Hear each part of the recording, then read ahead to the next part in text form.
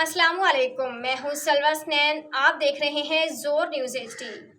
आइए नजर डालते हैं आज की अहम खबरों पर। रियाज अली, ब्यूरो चीफ, जोर न्यूज। सैटेलाइट जिला करम तहसील सेंट्रल करन डोगर तो ओबू में जनरल काउंसिलर मलिक हाजी गुल सईद मसूदई ने मीडिया से गुफ्तगू करते कहा कि तारीख में पहली बार कबायली इजलास जिला करम में बल्दियाती इंतखाबात हुए। हम बहुत खुश थे कि आज साल कबायली अजलास जिला करम को तरक्की पर गामजन होंगे, लेकिन अफसोस मौजूदा हुकूमत की जानिब से 1 रुपया फंड भी नहीं मिला।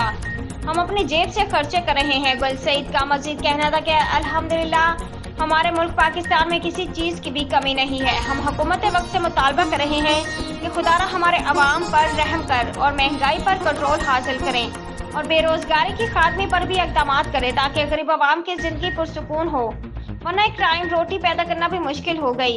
गरीब अवाम बहुत तंग हो चुके हैं। आखिर में गुल सईद ने पाकिस्तान जिंदाबाद के नारे भी लगाए।